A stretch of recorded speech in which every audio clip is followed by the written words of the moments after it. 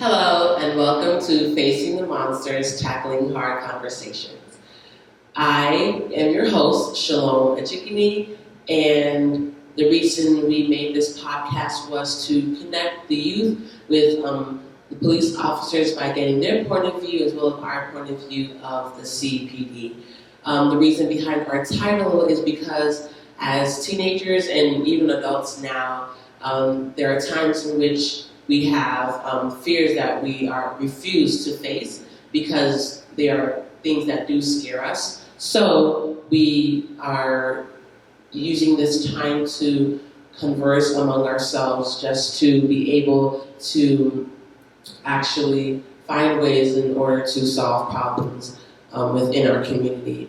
I would like to welcome our guests today. We have Ms. Chance Siegel, who is a 15-year-old, and she is part of the CAPS program at the CPD, and we have Mr. Cordell Puckett, who is 16 years old and is part of Monster Education Foundation.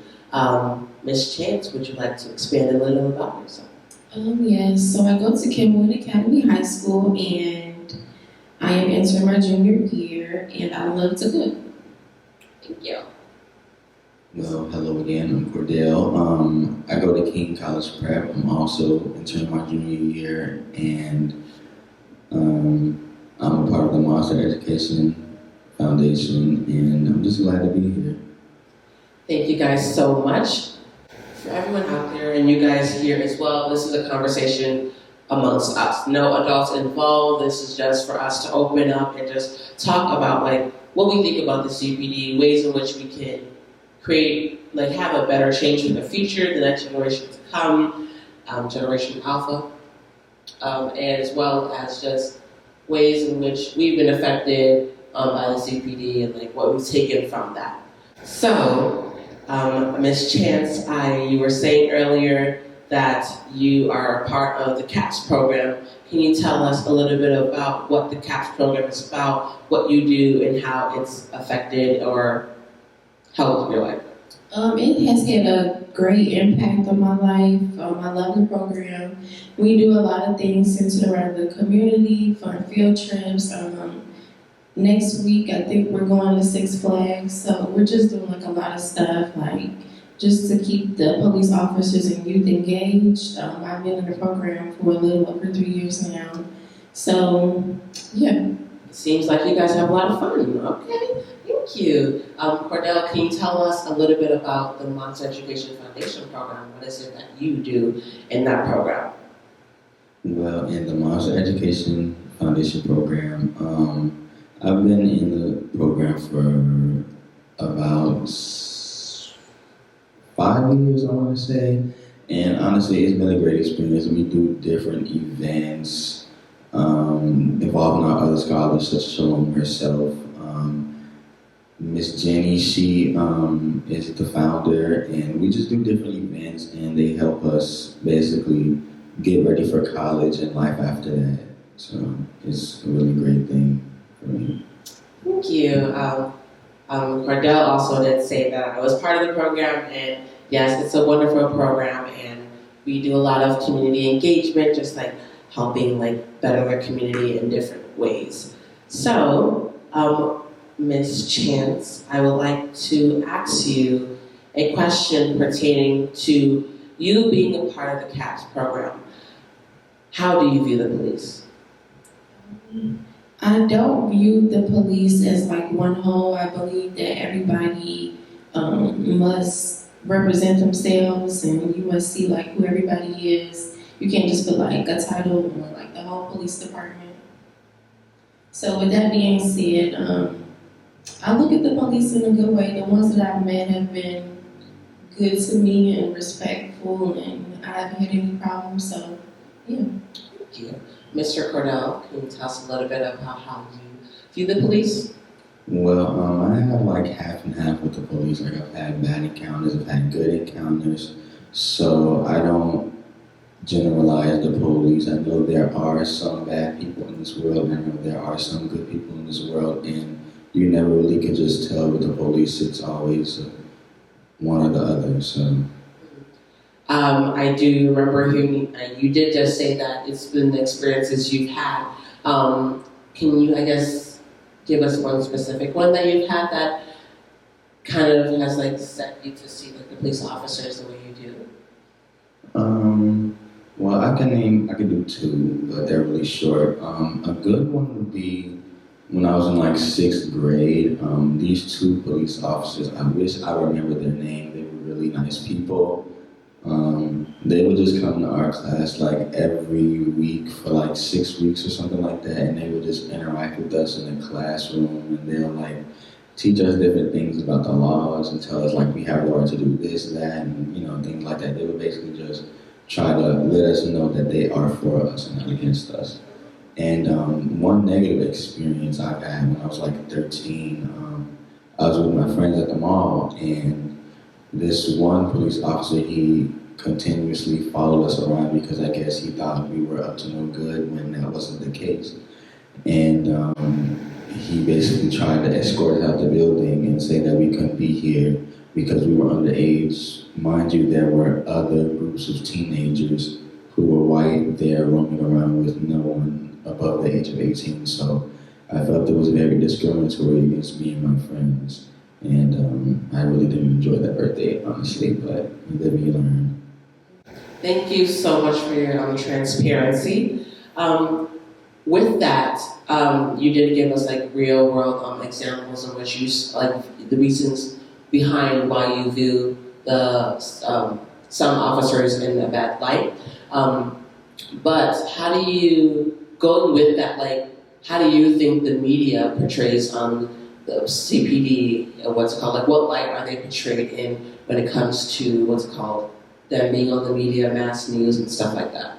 Well, honestly, they're portrayed in the most negative light, especially coming from like different black blog outlets and media sources. They tend to gaslight the black community with like these police killings and are always reporting these people getting killed by the police. Never anything really good with that, honestly.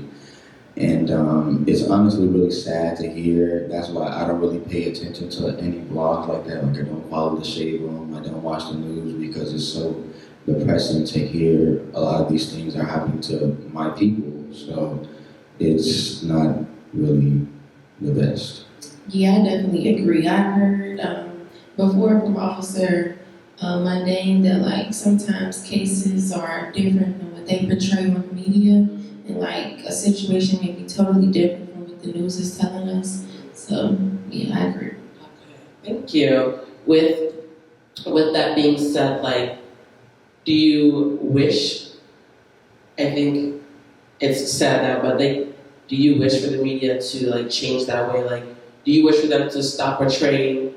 Okay, do you wish for them to stop putting out news of the police, or do you wish for them to have a mix in which everyone can be knowledgeable about? Like, there's different type of peoples in the world. There's different type of people in the world, different things to be aware of. But with that, there should also be moments of celebration and stuff like that.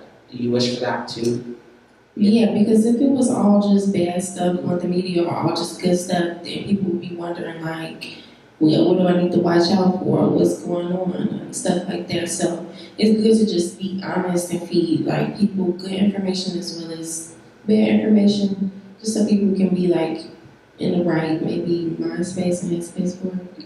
Yeah, I agree. I think it should be a mix of both, but the reason why I think it's mostly negativity is because social media is for entertainment. So people aren't really going on social media to see like good things or people being good Samaritans or things like that. They're going on the internet to see drama or just to be entertained. So I feel as though the sole purpose for social media is just for entertainment and not like for good things to be spread around. But I do think if more positive things were to be spread about the police, then there will be more of a balance within communities. Okay, thank you.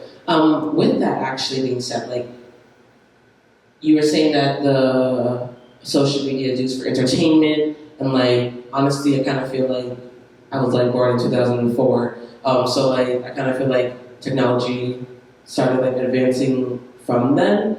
So with that, like, is it Do you think it's something that we have said that for entertainment reasons we must have something negative so someone can either feel sad, be mad, or what's it called, have that joy from someone else being in trouble or something like that? Do you think it's something that we are like as Gen Z and millennials have set, or do you think it's just something that has always ended up coming, I guess, from the roots that when it comes to entertainment, people don't see entertainment in good things, they see it in like bad things and stuff like that?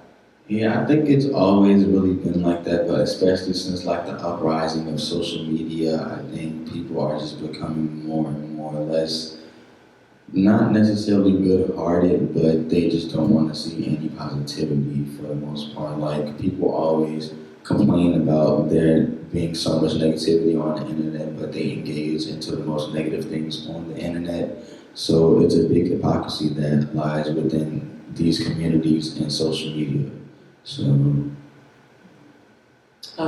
do you have any opinions? I mean, I don't know. It's hard to say because a lot of people, like, most of the time when I do go on social media, it's like for entertainment. It is like you have to see something funny or something bad happening to somebody or something like that. It's like very few times where you might see something good, and then the stuff that's bad kind of just takes over the stuff that's good sometimes. So. definitely overshadows. You said what? It overshadows Okay. the negativity. Yeah, I see that. I guess like with that, like how do you think we can do better in like trying to like lift that like constant negativity that you see on the internet? I see stuff like on Twitter, like when the cops do something with the kids or like at events. So that type of stuff is good. Maybe just like taking more pictures of like things that CPD does do with the youth. Like, for example, the chess tournament that I went to like 2 weeks ago on Tuesday. It was like a lot of officers interacting with the kids, and that was good to see. So like just putting stuff out there, like that's fun. It'll get more people like involved in it and stuff like that. Yeah, I agree. Oh, Like, if things like that were displayed more on the internet, I feel as though the world would be somewhat a better place. Like, when I do go on Twitter, I do see positive things a lot of the time. Like, they're always informing me on, like, something that's going on in the world that I didn't know, or, like, something that I should know that I didn't know before. Like, certain, like, different elements come with social media. It's good and it's bad. So, yeah. Just out of the blue, when it comes to officers, do you think that they are dehumanized? definitely, I think they are dehumanized, honestly. Like, people don't view them as people, they just view them as machines. Mm-hmm. So when you view something as like not human, you often like just, oh, they don't have any feelings, I can do whatever, they're like, I don't care about this, that, you know.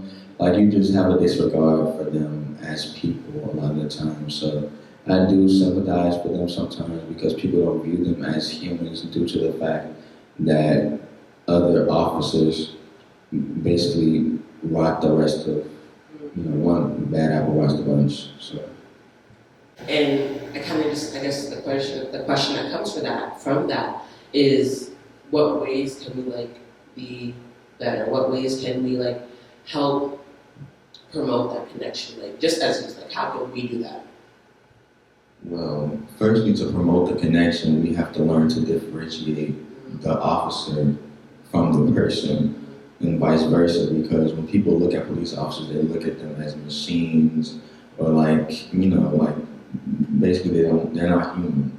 So we have to learn to differentiate that, and then we have to also, on the police's account, they have to learn to, well, some of them, not all, have to learn that we are not just like, I don't know what to use, but we just have to learn to differentiate the two, basically. Yeah, I agree. So, in which ways do you guys think you can personally change the point of view of the officers from negative to positive?